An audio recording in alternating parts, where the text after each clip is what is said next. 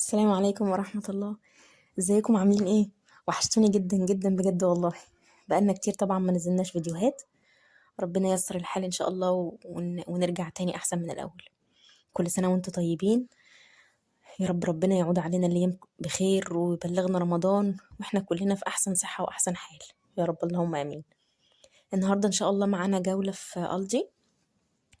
تحديدا يعني حاجات للحوامل والأمهات إن شاء الله اللي منتظرين بيبيهات. إن شاء الله ربنا يدي كل مشتاق يا رب ويقوم اللي حامل بالسلامة ويديهم الصحة والعافية. هنا كده حاجات منزلها ألدي، بتبقى حاجته حلوة قوي. الحاجات طبعا اللي هو منزلها دي مش البراند بتاعته، دي البراند المشهورة اللي هي اسمها تومي تي بي دي. فمنزل منها بقى الببرونات وأزايز هي مثلا بتاعة المية أو اللبن.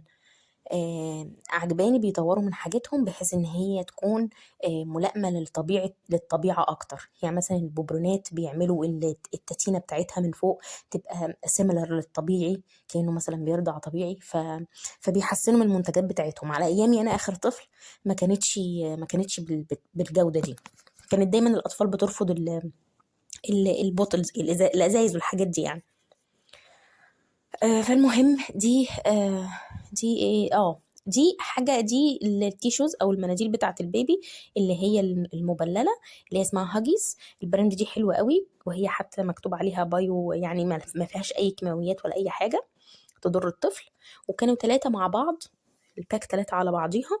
كان سعرها حلو قوي، مش فاكرة كان، لو رجعتوا بالفيديو كده هتشوفوا السعر. ودي هنا ست على بعضيها للناس اللي هي لسه أول مرة رضاعة وكده بقى، ومش عارفين، الناس اللي هي بتبقى عاوزة تشفط اللبن وكل يعني موجود معاها العلبة دي فيها كل حاجة. هنا ده كده اللي هو اسمه ده بتاع الحمام. يعني لما البيبي اسمه بيبي باف سبورت، ده اللي هو بيسند العيل تقريبا. هو بيستحمى. انا بصراحه عمري ما استعملته ولا عمري جبته وما اعرفش هو ايه فايدته، بس بشوفه كتير هنا ما بين حاجه الاطفال. وده كده اسمها بيبي نست. انا دي عجباني قوي بصراحه. يعني تحطي بيبي نست كده كأنها مثلا عشة الطفل، بتحطيها فيها كده وسناجل كده وجميلة. ودي كده زي قماش بيستعملوه هنا الأمهات. انا ما كنتش اعرفه ولا لما جيت هنا. يحطوه مثلا في العربيه اللي بيزقوا بيها البيبي، الباجي او السترولر، عشان لو البيبي مثلا بياكل او في مثلا بيدربل بينزل حاجات كده من بقه، فبيمسحوا له بيها. بيبقى اقتصاديه اكتر يعني من ايه، من ان احنا نشتري بقى المناديل كل شويه وطبعا احنا شايفين الدنيا غلا فمش مستاهله. فالحاجات دي بتبقى بتتغسل وحلو. ده شكل تاني مخطط من اللي هو البيبي نست. ودي كده ريوزابل نابي، اللي هي آه اسمها ايه، البامبرز، بس اللي هو تغسليها وتستعمليها تاني.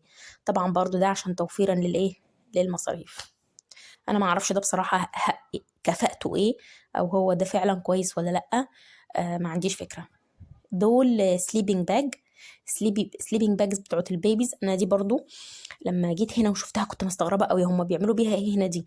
بس دي بتحطي فيها البيبي وهو نايم بالليل، وبتقفلي الكباسين دي من فوق بحيث ان هو تقريبا يعني ما يتعراش ولا حاجه ولا هيبان منه اي حاجه خالص، ويعني هيبقى تمام متدفي خالص يعني. فكرتها عجبتني. وده هنا بيبي كوت زي سرير البيبي، بس اللي هو ايه، متحرك. اللي هو مثلا انت هتبقي قاعده في مكان، مش لازم طول الوقت تبقي حاطاه في اوضه النوم لما ينام، لا ممكن تحطيه جنبك في البتاعه دي.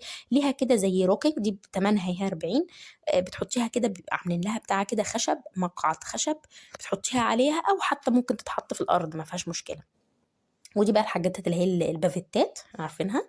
انواع كتيره مختلفه منها. دي ملمسها ووتر بروف عشان لو نزل عليها حاجه ما تبلش هدومه. ودي ليها كده زي جيب بحيث اي حاجه تنزل تتعبى في الجيب ده. حلوه برضو عشان لو البيبي بدأ ياكل مثلا او حاجه، بيقعد يوقع طبعا وكده في الاول. وده ايه، دي وايبس. حتى بصوا عملوا يعني فوط شبه كده المايكرو فايبر، الخامة بتاعتهم، علشان برضو ما نقعدش نستعمل كل شوية المناديل وتستهلك وتخلص وفلوس ومصاريف. كل حاجة دلوقتي تقريبا بيعملوها ريوزبل عشان نعيد استخدامها تاني. ودي فلنات اللي هي بكباسين من تحت، فلنات بكم، مهمة طبعا قوي في الشتاء دي. ودي كان مكتوب عليها ايه، كاري كوت راب، دي اللي هي ايه، عارفين الكوت اللي انا وريته لكم قبليها بشويه حبه صغيرين ده، دي بقى اللي انت بتحطي البيبي فيها وتروحي حاطاه في الكوت دي، علشان خاطر يبقى ايه، سبورتد كده ومتدفي ويعني عامل كده زي العشه. وده بقى اشهر حاجه للتسنين، الطفل لما بتكون اللثه بتاعته وجعاه، ده اشهر نوع واحسنهم، اللي هو بنجولا ده او بنجولا.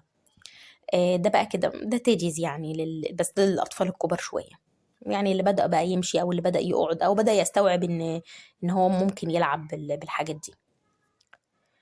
دول بقى كان عندهم بعض المنتجات كده للأمهات، ده للستريتش مارك، العلامات اللي بتظهر في البطن اللي هي البيضة دي مطرح تمدد الجلد، وكذا حاجة يعني عندهم حلوة قوي عجبتني هنا للأمهات.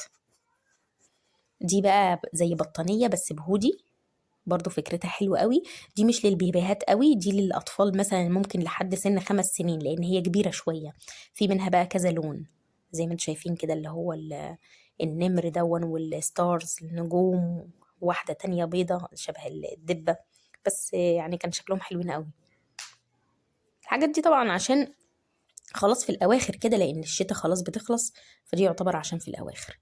ودي الببرونات الصغنونة اللي هي ايه، بصي الألوان بتاعتها تحفة، طبعا ألواناتها بقوا بينزلوا منها ألوانات جميلة حلوة قوي.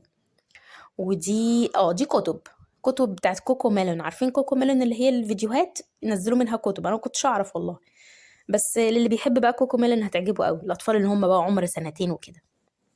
وده طبعا اللي هو السلوبيتا اللي هي الشتوي، اللي من جوه هي فرو وتدفي قوي الصراحه.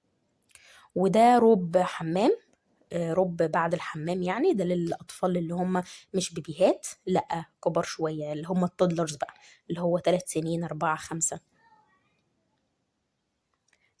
قصدي حاجة الخامات بتاعته حلوة كويسة بصراحة، جميلة يعني تستاهل. وده برضه السلوبيتا هي دي بيبقى شكلها على البيبي اهو، عسول خالص.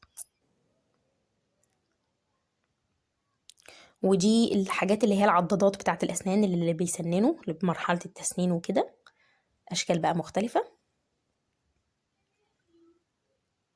فيل. حلوين خالص. ودي بتاعت الحمام، البط اللي بيتحط في الحمام ده، عارفينه، عشان لو هو بيستحمى. دي بقى زي كوشنز كده، ممكن تتحط بقى على سريره، لو انت عامله له اوضه مخصوصه، اوضه البيبي، ممكن تبقى شكلها جميل في الاوضه كده كديكور، شكلها تتحط تبقى حلوه. و... ويعني اسعارهم مش عاليه، اسعارهم كويسه. وهنا بقى دي ايه، استنى انا بتفرج معاكم. اه دي برضو بطانيه بالهودي بتاعت البيبي برضو، بس دي بقى بيبي يعني للبيبي فعلا، لان هي دي صغنونه، بس حلوة قوي، انا عجبتني علشان الخامة بتاعتها كده حلوة، ما هيش تقيلة قوي ولا خفيفة قوي، كويسة وتنفع قوي في الجو اللي احنا فيه ده. اعتقد كده ايه، خلاص الفيديو ده كان اخر الايل بتاعت الحوامل والبيبيهات والحاجات دي. دي بيجامة بتاعت اطفال. بتمنى يا رب تكون تتفرجوا على الفيديو بتاعي ده، وانا انا بقالي كتير غايبة، بس معلش حقكم عليا، وان شاء الله نرجع مع بعض تاني ونصور فيديوهات احسن من كده، واتمنى الفيديو ده يعجبكم ان شاء الله، ونشوفكم على خير. وما تنسوش بقى لو عجبكم الفيديو، لايك وشير وسبسكرايب، ان شاء الله اشوفكم او تسمعوا صوتي تاني قريب باذن الله. والسلام عليكم ورحمة الله وبركاته.